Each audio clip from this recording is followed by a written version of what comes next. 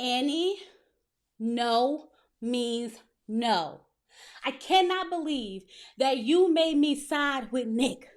You made me side with a man. Welcome to my channel. We're here. We break down reality TV shows with laughter and reenactments, all while giving it to you straight with no chaser. Because we don't just watch TV around here, we get into the things of the things. So sit back and relax. I hope you enjoyed the video. Hey y'all, it's Chloe and we're back with another video. Y'all, Love is Blind Season 10, Episode 10. It's a disaster. It's a catastrophe. All the couples are like just dropping at this point, okay? I think we lost 2 this episode, but we're going to get into it. We definitely going to get into it. But before we do, if this is your first time here, sit back, relax, watch the video through. And if you like what you see and you like what you hear, go ahead and hit that subscribe button. If you clicked on this video again, okay? If you found yourself on my page again and you have yet to subscribe, I'm trying to figure out why. What are you waiting for? You like here and I want you here, so go ahead and hit that subscribe button. If you're one of my lovely members or subscribers, hey y'all, how y'all doing? I'm doing well.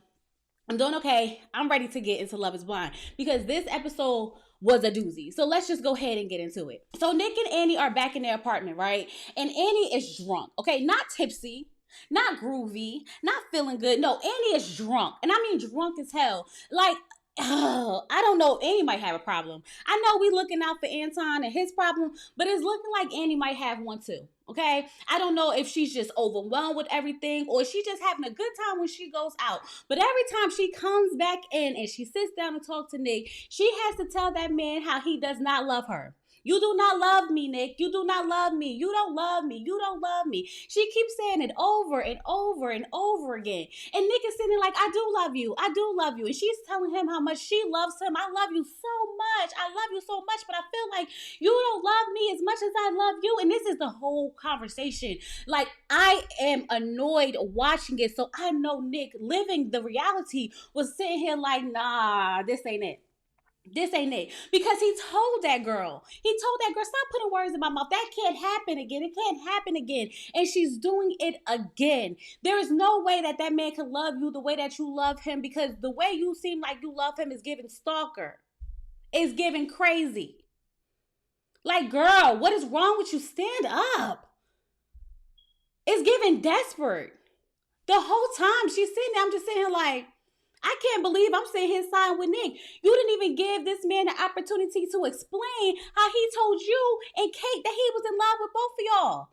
I was ready to sit here and go off for Nick, and now I gotta go off for you. You made me side with a man. Annie, girl, pissing me off completely, okay? Child, Nick is over there trying to plead his case, talking about how he went to her salon and helped her for 5 hours, put his stuff to the back burner to show his love for her, and it's still not enough for her. Annie, go to sleep. Go to sleep, because every time you get drunk, you literally start acting a fool, and like you said, you're going to sabotage this thing for you. You really are. So I'm not even going to be mad at Nick when he decides that he don't want to deal with this every time you get drunk. So Allie and Anton are in their apartment, and Allie is like, oh, this trash kind of smells a little bit, doesn't it? That's code for take the trash out, Anton. As a woman, if once you say you can smell the trash, that's code for take the trash out. But y'all know he ain't going to do it, because I don't think he really picking up on the cues or whatnot, okay? But that's neither here or there, okay? Because Allie asked Anton to make her a drink. And he's like, oh yeah, this like the last one. We're going to have to top it off. She's like, the last one? We had 1, 2, 12, right? I drank 2. How many did you have? He's talking about something he had 2. No. That's not how this works. See, Anton, I was with you, sir. I was with you till I realized that you are a liar, okay? Because if you have to lie about how many drinks you have, it's given alcoholic. Because not only did you lie about the drinks that you had, first it was, oh, I only had 2. Oh, yeah, me and Patrick had some. Yeah, no, I mean, I brought 1 down to Patrick. What? Make it all make sense. Where did the drinks go? Just say you drink them if you drink them, okay? Then we found out that there was a whole nother 12-pack in the fridge that's missing too. Where did that go? Who drank it? You don't know? What do you mean you don't know? You know what? How about the tequila? Is the tequila still in the fridge? You know, we had like a half left. Give me some of that. Is that still in it? That's going too? Well, who drank it? You don't know. You don't know. Anton. You drink all the alcohol and then you sat there and lied about it. It's given alcoholic. Okay. Now, I'm not one to judge. Okay. If you want to have you a drink or two at nighttime before you go to bed, be my guest. Be my guest. But what you're not about to do is sit here and lie about all the drinks that you had. Just own it. Own it. Okay. The same way you asked her if she gonna cook and clean and she said absolutely not, is the same way you could say I had me a couple of drinks. Because at the end of the day, while you sitting there lying, it definitely makes it seem like you have a problem. And then you say that you could stop for like 2 weeks if you want to. Have you tried? Have you tried? Because I'm a little concerned at this point about how much alcohol you drink over a couple of weeks, because it seemed like y'all had enough in it to last y'all for a couple of weeks. So I feel like her concerns are very much so valid. But here's my thing. Allie is passive aggressive, and instead of saying what she really wants to say, she does this thing where it feels like she's chastising him instead of having a conversation with him, and I don't like that. If you have something to say, just say it. Point blank and period. And Anton literally lied about his whole life, okay? I feel like, I don't know what he told that girl, but it's not the life that he's living. Because obviously he was going to the strip clubs, he's drinking, he's partying. And even though he said that this was years and years ago, according to the best friend's girlfriend, it's a couple of months ago, and it's probably still going on because the way the drinks are disappearing is giving that you like to have a good time. But your best friend showed us that when y'all sat down, and the first thing he said was, let's take shots, let's take shots, let's take shots, right? So definitely Anton wasn't completely honest about the lifestyle that he lives when it comes to Allie. And at this point, just break up. Just break up. He's not the man for you, and you're not the woman for him.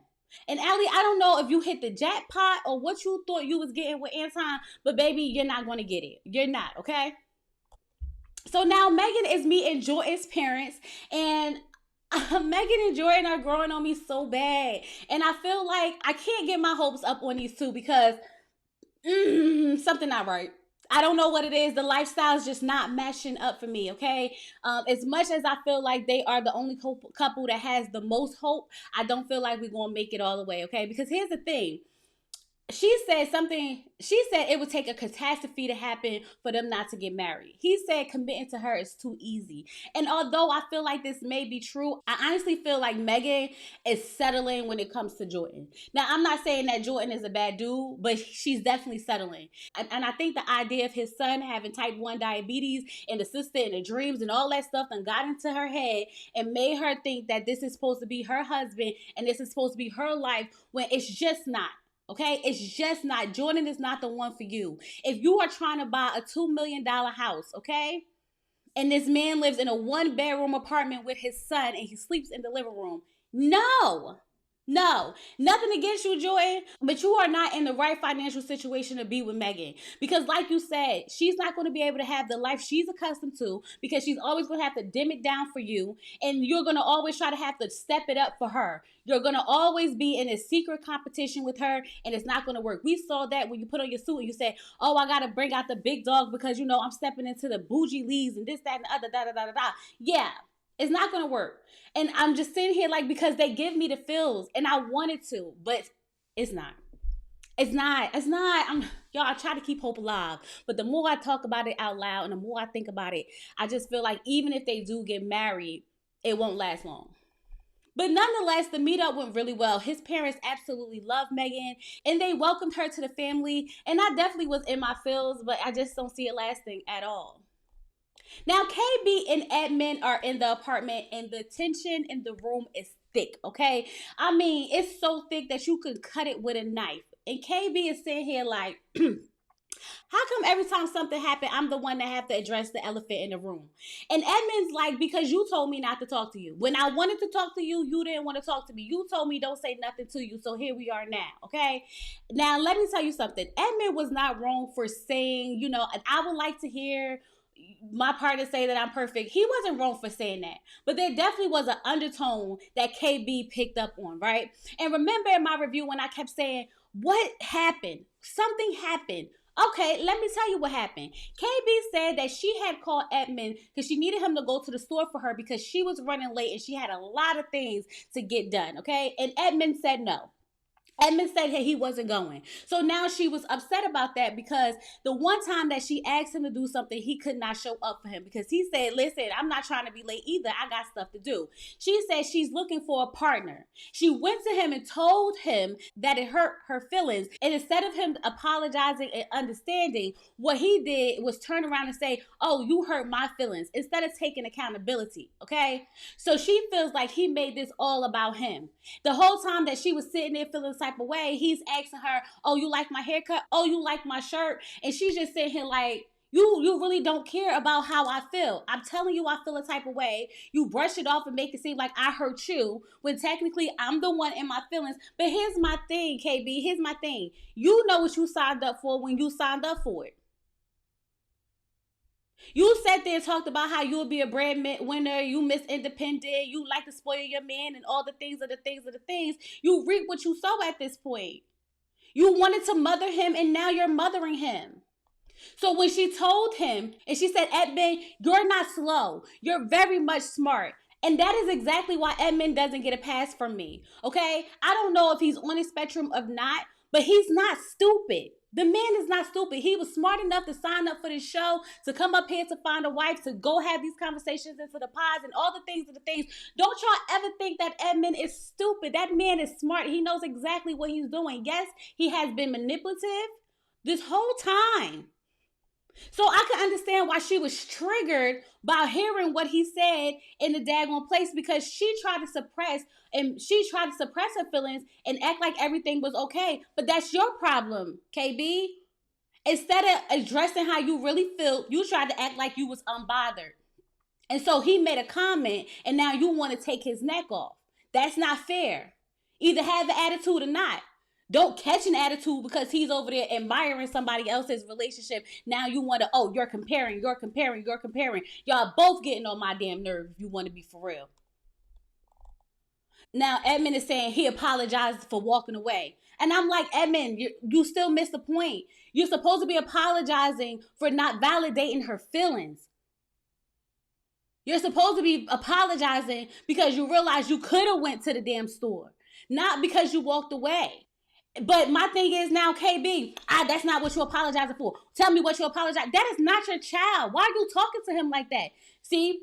So what are you apologizing for? No, I don't want that apology. I want the apology for this. Girl, who is you talking to?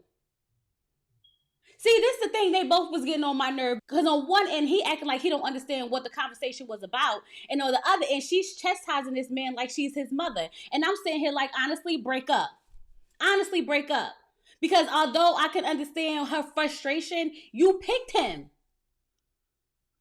And then y'all sat there on this couch talking about how y'all can see a future together and y'all can have kids and he's going to be a wonderful father and he's going to be an amazing mother and all the things and the things and things. And you can see your lives together. And I'm sitting here like, be effing for real. What is happening?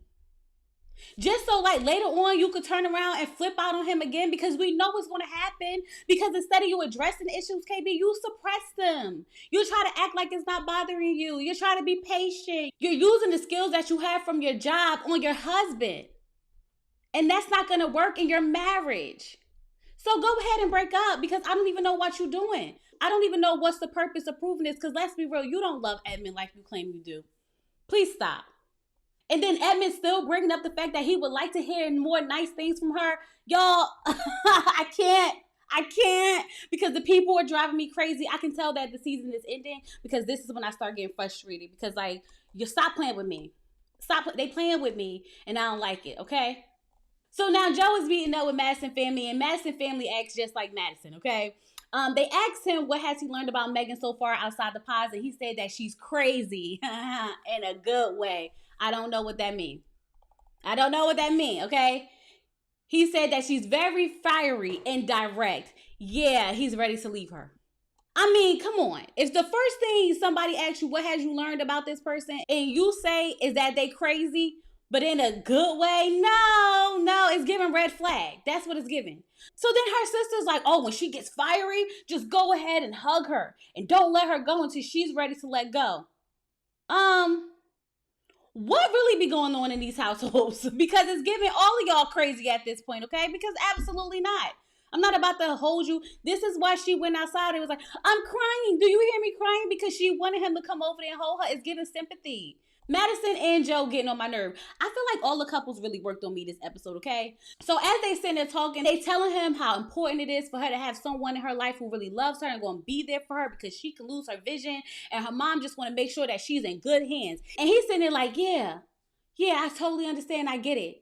He tells them how he was about to get married before, and right before he was about to send out the invitations or whatever the case may be, he decided to call off the wedding. And because he just felt like that wasn't the person for him. And so her mom said, so I just want to make sure that you're not going to do that to my daughter.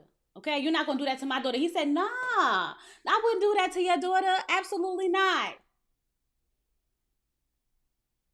So, Joe, when you plan on doing it? Before the wedding, during the wedding, or what? Because we know that you're not marrying Madison. So for you to sit here and say this to her mother is crazy. It's crazy. Because by the end of this episode, baby, the way I would have to come find you and rag you up myself if I was her mother, because you played in them people's face for real. Oh snap, Allie actually met Anton's mom. Okay, we in the big leagues now. Maybe there's a little bit of hope, okay? They talk about, having children, how they want to raise them in a Christian household and going to church. And I'm saying here, like, I haven't seen them talk about church or go to church since I got here. Ooh, child. Anton really lied because that man don't look like he be going to nobody's church.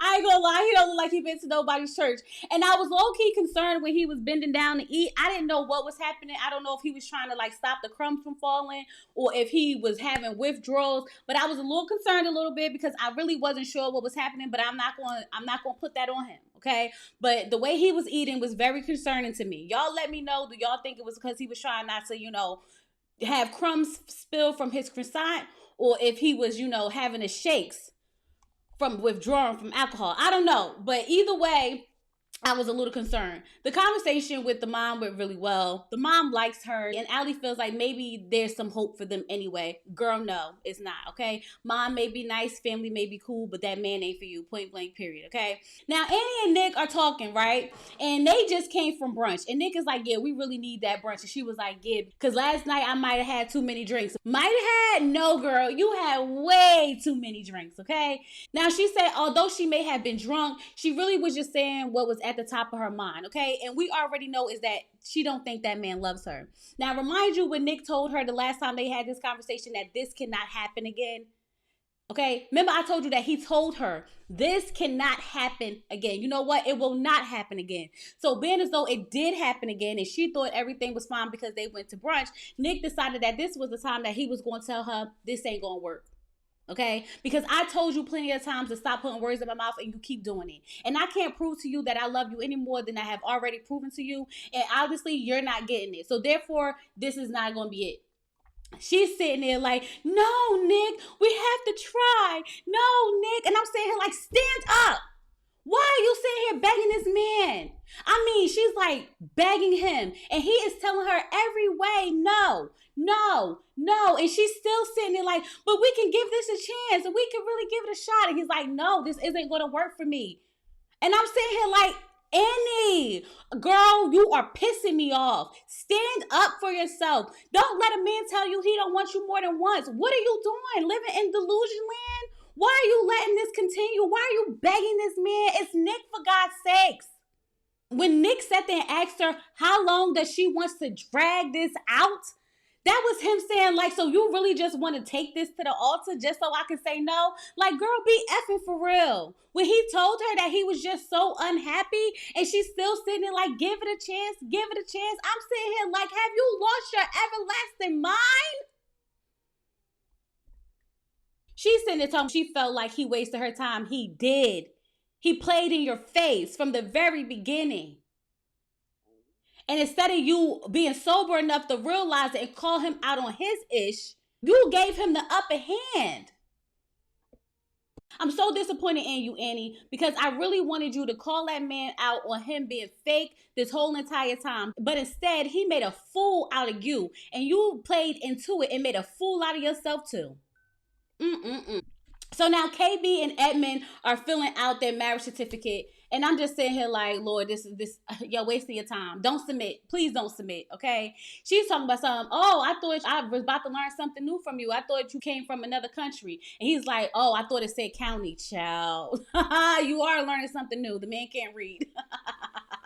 Nah, I mean, county and country is easy to, like, kind of mess up a little bit if you read fast. So we gonna cut Edmund a little bit of slack or whatever the case may be. But I tell you one thing, she didn't seem too excited like he was when they pressed submit. She definitely didn't seem as excited as him. And I'm just trying to figure out, like, KB, what's your end goal here?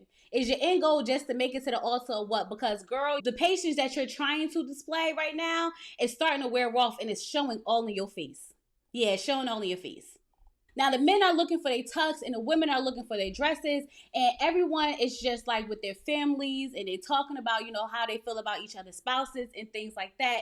And everyone's talking about how Nick and Annie are over and how, Nick was so fake and this, that, and the other, and Annie deserved better, not realizing that she was the one who sabotaged all of this. And she's the one out here looking crazy right now at this point. But the ladies don't really care anyway because they don't think he was genuine. So it is what it is. Megan's telling them how she met Luca and how, like, he's the most wonderful 5-year-old ever. But she did realize that it's a lot, okay? Because the machines he's hooked up to, his blood sugar's going up and down, checking on him in the middle of the night and things like that. And I'm like, yeah, it's way different than it was with your dad because I'm sure your mom carried most of that weight. So I just need her to be very mindful of what she's stepping into, okay? Now, Joe is definitely not 100% in. Even when he's talking about, this whole marriage thing with his friends and Nick and them, you can just tell that he is very concerned. Okay, he's the only one talking about how unsure he is and how it's freaking him out because he feels like everyone else is so sure. The same thing that he did to Madison, but he tried to project his feelings onto her. He basically was doing the same thing there. Like, I can't believe everybody's so sure. Like, what's going on? Is it just me? It's just me? You wanted everyone else to be just as unsure as you. Stop doing that. Stop doing it. It's pissing me off, okay? Now, Allie's dress was nice, and I hope her mom does not close the split on that dress because it was really cute just the way it was, okay? I'm glad KB switched to her second dress because they really tried to play in her face when they talk about, so you want to put the veil on with the first dress. No. We don't jack a dress up until we know it's the dress. Why would y'all do that to her? Y'all know that wasn't the dress for her, okay? Now, I don't know why Edmund decided that he was going to come out without a shirt on because, like, sir, put a shirt on and then take the pick out your hair. Like, I can't be bothered. I can't be bothered at all, okay? Now, Madison's dress was super cute and simple. Super cute and simple, but we know she's not going to use that dress anyway because Joe is over there trying on his tux and he don't give a F about what's going on for real, okay? Because he's starting to panic. The reality is setting in for him that he is about to marry a girl that he's not attracted to, a girl that he doesn't want to be with. And he's realizing that he cannot fake it anymore. He can't do that anymore. So they like bow tie or tie. He's like, do I really need one? Oh, do you want? They like, you want to try on the pants? No, I don't want to try on the pants. He don't want to do nothing. I need to leave. And he gets up and he walks away. And I'm sitting here like, what are you doing? Are you leaving because you don't want to be married? Are you leaving because this is so overwhelming? Are you leaving the process? What is happening? Everybody's like, where is he going? What's happening? We don't know. All I know is that he walked away. And I promise you, when we get to episode 11, I have not started yet, but I'm pretty damn sure that he is leaving her. He is leaving her. The way he sat there and told her family that he would not do it and then turn around and do it is crazy. Red flag after red flag after red flag this man has displayed to Madison, and her desperate self has allowed him to play in her face over and over again. I'm going to need the ladies to stand up. It is not that much love and romance and desperation in the world to want to be with a man this bad that he is telling you his red flags and you sit there and accept them. Just for him to turn around and do it to you again. You should have left the ring on the table the first time when he was projecting his concerns onto you because you wasn't as unhappy as him. You know what? Let me mind my business. So I could get to episode 11 because episode 10 has taken me out. The women have really worked on my last nerve because I can't believe y'all. I cannot believe y'all. Anyway, it looked like we down 2 couples, y'all. And I'm about to go watch episode 11 so I can get this review up for y'all. Go ahead, get in the comments and let me know what y'all think about everything that happened. Did y'all think Nick and Andy was gonna break up this episode? Because I honestly thought we at least was gonna get to the actual wedding. I didn't think it was gonna be this early, okay? And I knew Joe was gonna leave Madison. I just didn't think we would even get this far. So I guess this is a good thing. I guess. Instead of getting to the altar and leaving her there, because that would have been real bad, right? Anyway, y'all, get down in the comments. Let me know what you think about everything that went on. Don't forget to like the video, hype the video up. Okay, go ahead and hype the video up. Subscribe to the channel if you're not subscribed. I appreciate everyone that subscribed from my last reviews and all the things. I can't wait to talk to you guys later. Okay, so with all that being said, I'll talk to you guys later. Peace.